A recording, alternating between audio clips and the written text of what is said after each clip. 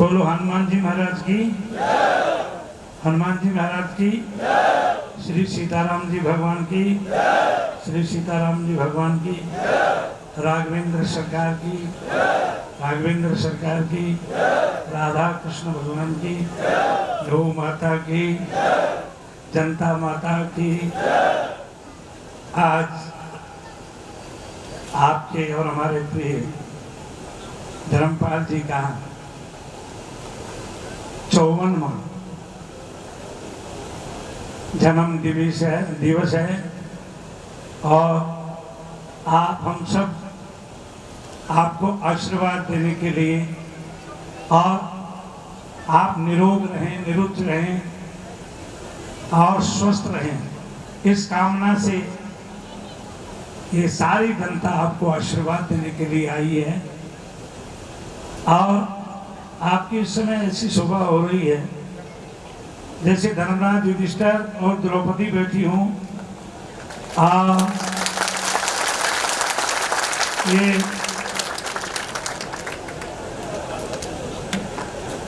मैं इनको द्रौपदी तो नहीं कह सकता, सीता जी कह सकता हूँ। ये सीता स्वरूपा है, ये राम स्वरूपा है। अब मेरे पास बैठी थी पीछे, मैंने कहा आप जोड़े से बैठो तो अच्छा लगता। आप सीताराम, सीता जी और भगवान राम की जैसे अच्छे लग रहे हैं ना, सबको अच्छे लग रहे हैं। देखिए संसार के अंदर जो अपने माता पिता का नाम ऊंचा कर देता है वही पुत्र कहलाने का अधिकारी होता है।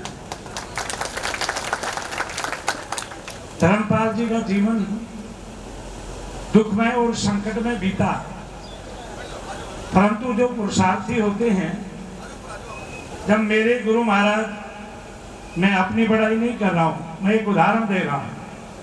जब मेरे गुरु महाराज का शरीर छूट गया तो मेरे गुरु महाराज का ऐसा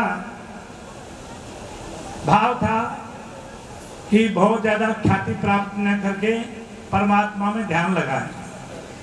जब महाराज जी का शरीर छूटा तो मुझे कुछ भी ज्ञान नहीं था, संसार का कुछ भी ज्ञान नहीं था।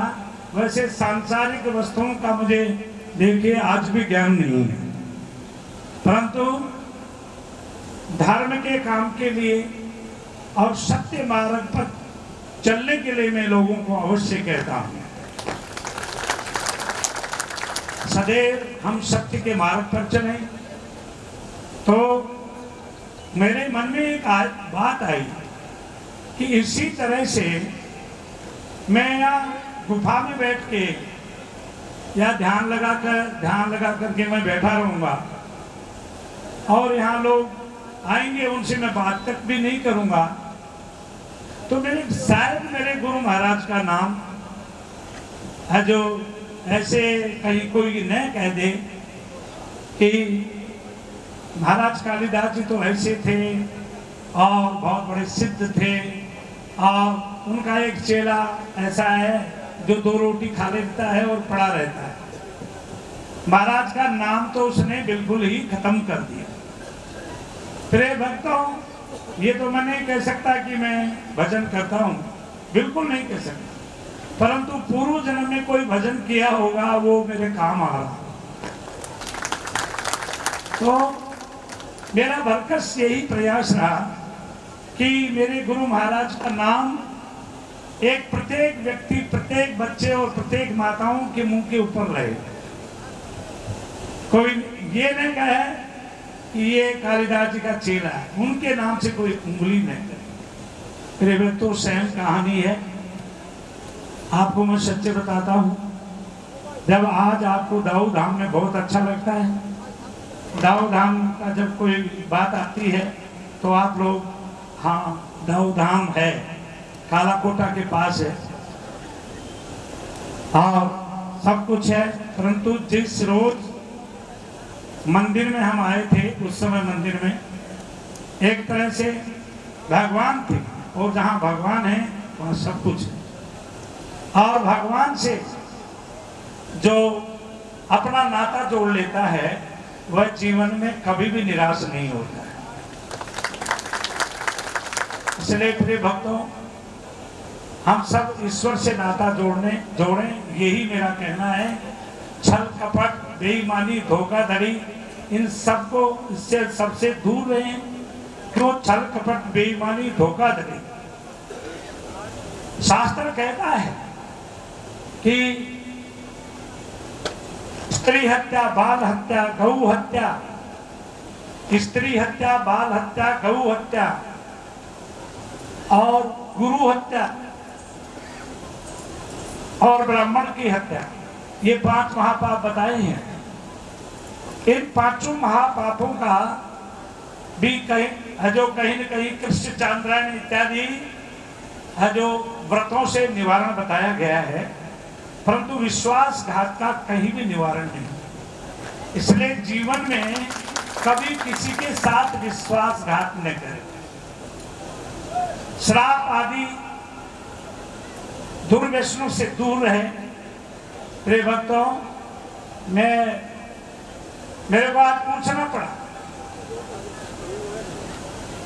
माता जी को पूछना पड़ा, पूछवाना पड़ा कि धर्मपाल जी का कौन सा जन्म दिवस है, कौन से कितने वर्ष के हो गए और इनका कौन सा जन्म वर्ष का जन्म दिन है। तो 54वां जन्म बताया। खुशी हुई कि 54 वर्ष बीतने के बाद भी आज भी 35 साल का जवान लगता है। माता जी के चेहरे पर थोड़ा सा फिर भी कुछ मुरझा गया, थोड़ा सा ऐसा है, वो कोई हो जाता है, परंतु आज भी इनके चेहरे के ऊपर कोई है जो वही मुस्कान है, वही चेहरा है। लगता है कि नहीं भाई? सही बताओ, कोई ये नहीं कहेगा कि ये 54 वर्ष का हो गया। इसलिए मनुष्य को सदैव है जो संघर्ष ही जीवन है। कितना ही बड़ा संकट आए उससे संघर्ष करे भगवान राम की तरह, और सदैव और संघर्ष करने वाला व्यक्ति ही सफलता को प्राप्त करता है।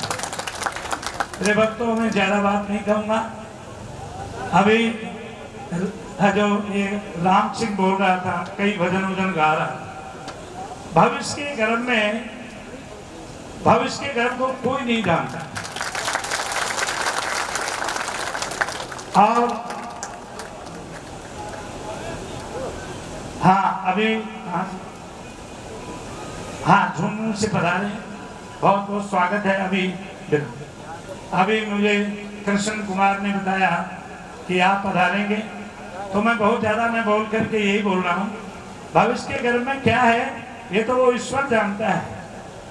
और मेरे जैसे लोग कुछ क्यों, हमें आप सब लोगों ने मिलकर के एक प्याली आटे की देकर के, पाव आटा देकर के आपने जगत गुरु बना दिया। तो जो जितने बड़े पद पर होगा उसकी उतनी बड़ी मर्यादाएं और प्रतिबंध भी होते हैं। इसलिए प्रिय भक्तों, मैं आपको एक किस्सा सुना देता हूँ, छोटा सा। धर्मराज जी, बहुत ज्यादा बड़ा नहीं कहूंगा, क्यों अभी बहुत स्वागत करेंगे। ये हजूर राम सिंह भी कोई अच्छी गाएगा। धर्मराज, पांडवों ने यज्ञ किया, अश्वमेध यज्ञ किया। व्यास जी के परामर्श से पांडवों ने अश्वमेध यज्ञ किया। उस यज्ञ में भगवान श्री कृष्ण भी थे। तब ये प्रश्न उठा कि इस यज्ञ की सफलता, यज्ञ करेंगे पर ये यज्ञ सफल हुआ या नहीं हुआ, ये कैसे पता लगेगा? आप सब लोग ध्यान से सुन रहे हैं कि ये यज्ञ सफल हुआ या नहीं हुआ, ये कैसे पता लगेगा? तो आप व्यास जी ने, भगवान श्री कृष्ण ने अपना 5 मुंह का पांचजन्य शंख रख दिया। बोले ये यज्ञ सफल जब माना जाएगा कि जब है जो ये इसके 5 मुंह बोल उठेंगे, कि धर्मराज के यज्ञ की ये 5 मुंह बोल उठेंगे। तब ये यज्ञ सफल माना जाता। बहुत यज्ञ किया, बहुत आहुतियां दी, बहुत सब कुछ किया, परंतु वो शंख तो बजा ही नहीं, बोला ही नहीं बोला तो पांडव चिंतित हो गए। तब वेदव्यास जी ने कहा कि भगवान श्री कृष्ण आपके होते हुए भी आप स्वयं ब्रह्म हैं, फिर भी ये पांडवों के यज्ञ की सफलता क्यों नहीं मिली? तो बोले सुनो व्यास जी, इनके यहाँ पत्तल उठाने वाला है, स्वपक्ष यानी भंगी है, और वो भगवान का बहुत बड़ा भक्त है, उसको आपने इस यज्ञ में निमंत्रण नहीं दिया, इसलिए ये यज्ञ आपका यज्ञ सफल नहीं हुआ। तो उस भंगी को बुलाया गया। भंगी ने कहा महाराज आपने मेरा भेद खोल दिया, बहुत गलत किया। पहले ये रिवाज थी कि जब भोजन की पूछ छोटी पत्तल होती थी तो एक जगह डाली जाती थी और उसमें जो बचा कुचा जूठन होता था वो भंगी लोग ले जाते थे। ये रिवाज था। नाई पानी छिड़कता था और ये अपने अपने काम थे। तो भगवान ने कहा तो उनको बुलवाया। अब वो बोले महाराज ऐसे नहीं आऊंगा मैं, जब ऐसी बात होगी तो मेरे घर पर जाके नूता दो। तो कौन जाए? बड़े बड़े भाई जाएंगे और कौन जाएगा? हाँ सही है, सही बोल रहा हूं। बड़े भाई जाएंगे और कोई नहीं जा सकता। तो उसका घर था गांव के बाहर 1-1.5 किलोमीटर दूर। वहां जब धर्मराज युधिष्ठिर गए तो वहां सूर थे। भंगियों के यहाँ तो सूरी मिलेंगे, परंतु उसके गेट नहीं था। जब भगवान धर्मराज युधिष्ठिर गए तो उन्होंने सूर जो होते हैं वो दूर खोद लेते हैं, छान उसके बाढ़ के नीचे, जहाँ पानी वानी छूटा था वहां बाढ़ के नीचे रूढ़ी लाड़ी में ऐसे ही रहते हैं। तो वो दूर खोदी तो दूर में ऐसे धर्मराज युधिष्ठिर ऐसे घुसे तो क्या देखते हैं कि भगवान श्री कृष्ण उस जूठन में से उस भगत के हाथ की जूठन खा रहे। तब धर्मराज युधिष्ठिर ने सोचा तेरा यज्ञ सफल कैसे होगा। तो जाके भगवान ने जब देखा कि धर्मराज यहाँ आ गए तो भगवान अंतर ध्यान हो गए। और मैं शॉर्ट में लेता हूँ उसको, है ना, तो शॉर्ट एंड स्वीट, छोटी बात अच्छी लगती है। तो गए और बोले महाराज मेरा निमंत्रण स्वीकार करो। बोले महाराज ऐसे नहीं करूंगा मैं। तो बोले कैसे करोगे? बोले द्रौपदी अपने हाथ से 36 प्रकार के भोजन बनाए, जब मैं खाऊंगा, जब मैं आऊंगा। मंजूर हुआ। द्रौपदी ने अपने हाथ से 36 व्यंजन बनाए और उनको बुलाया गया। अब वो तो पहले के जैसे ही थे, सारे जितने भी सोने के थाल लगे और 10, 20, 50 कटोरियां लगी, दास दासी खड़े हो गए, द्रौपदी भोजन परोसने लगी। हाँ भोजन परोस के बोले महाराज आप भोजन करो। तो वाल्मीकि जी ने उन्हें भक्त वाल्मीकि जी ने सारा व्यंजन एक जगह कर लिया और सबको गतमत करके 5 लाडू बनाए। और 5 लाडू बना करके और 1 लाडू खाया, 2 लाडू खाया, 3 लाडू खाया, 4 लाडू खाया। तो जैसे 1 लाडू खाया 1 मुंह बोल गया, 2 लाडू खाए 2 मुंह बोल गए, 3 लाडू खाया 3 मुंह बोल गए और चौथा लाडू खाया तो चौथा मुंह बोल गया। इतने में द्रौपदी के मन में आया कि मैंने कितने परिश्रम करके, कितनी स्वच्छता और कितनी मेहनत करके ये 36 प्रकार के भोजन बनाए थे, परंतु ये जो साधु है इसने मेरे भोजन की कोई तारीफ नहीं करी और सबको गदमद करके खा गया, तो आखिर में है तो भंगी। ऐसा सोच करके और द्रौपदी मन में सोचा और उन्होंने भक्त ने कहा माई मैं भाग गया, ऐसा कह करके चले गए। अब तो एक मुख बोला नहीं, बोले ये तो सबसे बुरी हुई। तब धर्मराज युधिष्ठिर ने भगवान से विनती करी, तब भगवान ने कहा कि द्रौपदी ने कोई पूछो ये कहाँ गलती हुई है। तो द्रौपदी को पूछा तो बोले मेरे से गलती हो गई। मैंने सोचा ये कह दिया मन ही मन में, आखिर है तो बन गई। तो बोले अब द्रौपदी मना के लाएगी, द्रौपदी ही मना के लाएगी। तो द्रौपदी गई और उनसे प्रार्थना किया। प्रार्थना करके बोले द्रौपदी सुनो, अब तो मैं जब चलूंगा तू 100 अश्वमेध यज्ञ करेगी तब। तब बोले महाराज सुनो, शास्त्र कहता है त्रोक्ति भी शक्ति का अवतार थी। बोले संत मिलन को चालिए तज माया अभिमान, जू जू पग आगे धरे त्यू त्यू यज्ञ समा। मैं तो हजारों यज्ञ करके आई हूँ महाराज। तो द्रौपदी के वचन पर खुश हो गए और वाल्मीकि जी ने आए दोबारा भोजन किया और पांचों संघ के मुंह खुले और धर्मराज का यज्ञ सफल हो गया। तो प्रिय भक्तों, अब ये भगवान की लीला है। मैं तो इतना ही कहूँगा, बहुत ज़्यादा नहीं कह सकता। क्यों, मुझे कुछ दिखता भी नहीं है, आता भी नहीं है। भगवान जाने दुनिया क्यों कहती है कि ये तो भगवान है, ये तो ये भी ये माइक वाले हैं ना, ये भी बहुत बड़ा चढ़ा करके आकाश में चढ़ा देते हैं। परंतु ऐसा कुछ भी नहीं है। लोग ऐसे कह देते हैं रूप बदल लेता है, ऐसा कुछ भी नहीं है। मैं मेरे मुंह से कभी भी इसको सत्य नहीं मानूंगा। वो गुरु महाराज की कोई कृपा रही होगी कि क्या हुआ क्या नहीं हुआ। मैं तो एक साधारण व्यक्ति हूँ। तो कल मैं कश्मीर से आया, जम्मू कश्मीर से आया था, परसों का चला। मुझे रात्रि में फोन गया कि आप स्थान पर आइए। मैंने कहा धर्मपाल जी के घर से, कभी हमने देखा तक नहीं उनको। और आज यहाँ इतनी देर और मैं कहाँ हूँ और आप कहाँ हैं, ये कैसे संभव हो गया। तब मैं बहुत उस समय थका हुआ था। इस इस्लामपुरा के सरपंच हैं, इनके घर पर एक ग्लूकोज चढ़ाया, डॉक्टर ने ग्लूकोज चढ़ाया। हाँ, ये इस्लामपुरा के सरपंच हैं, इनके घर में आया। उसके बाद में तो